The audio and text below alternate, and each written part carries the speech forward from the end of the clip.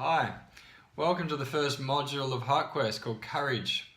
Courage is all about understanding that your life at this stage is run on certain conditions called fight or flight mode. So what does that mean? So we sometimes with emergencies or just general life, we run on fight or flight. So that's a lot of cortisol, a lot of stress hormones. What does that do to the body? It creates problems with sleep, creates problems with digestion, creates problems with the immune system, and it creates problems with how we actually repair ourselves in regards to our cellular repairing mechanisms. So first step is actually acknowledging that we have an issue. That's half the issue in a lot of cases.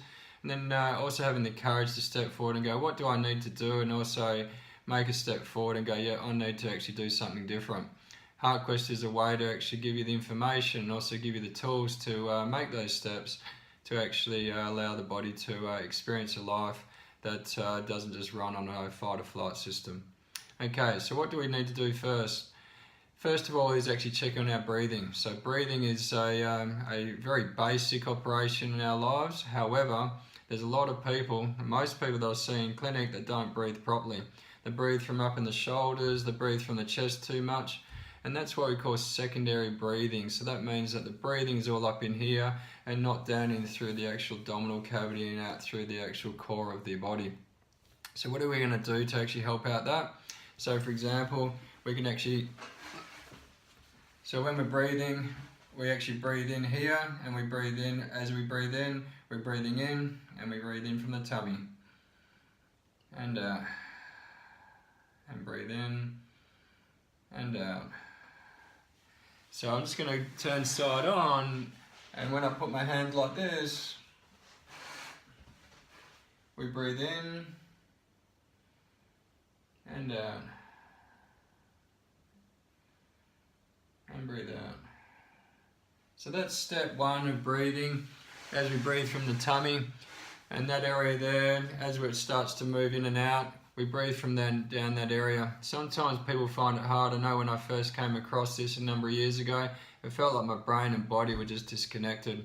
So a couple of ways to actually allow that body to actually connect to the breath is, one is, as you breathe in, you actually physically push your tummy out. I know that sometimes a little bit goes against the grain in regards to body image and that sort of thing. It's a way of just relaxing that area. And as you breathe in, you push your tummy out, and as you breathe out, you pull your tummy in. That's a physical way, in a sense, to actually try and get the brain-body connection going. Another way is from the emotional sense. So think of something that you actually love and adore, and as you think of that, take note of where you feel that. And if you feel that in your heart, or you feel that in your tummy, or you feel that somewhere else in your body, just take note of where that feeling is. So you actually picture it, or whatever you feel it, that's what you're thinking of. And as you think of what that is, then it helps manifest that feeling in your body. And then once you got that good feeling in the body, then you actually breathe in and out, and take note. Often that allows the breath to be easier again. Okay, and the main thing now is, if you know the technique, then you also apply it consistently. So the first step that we spoke about breathing is the step one.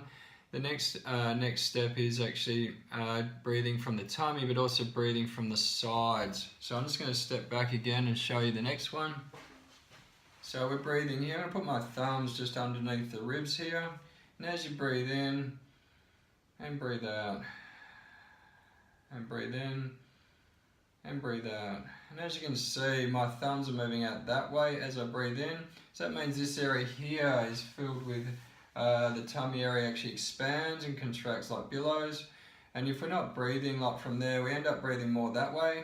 And that changes the dynamics of the neck and shoulders, puts a lot more pressure on the neck and shoulders, turns your core off, affects your digestion, affects your posture, has a huge amount of challenges and negative challenges to the nervous system. One simple thing is to actually check on your breathing, but the next one actually is checking on a consistent basis, and we'll talk about that in the next module. Better breathing increases your endorphins, your feel-good hormones. As I said, it helps your digestion, helps out your posture, turns your core on, and the one main thing is gives you awareness of what helps you in life. So in other words, like if you're not breathing well, then whatever you're thinking of at that point in time generally means that you're actually holding tension, creating stress in the system, and if you do that over time, then that creates disconnection of the system and actually challenges the flow in life.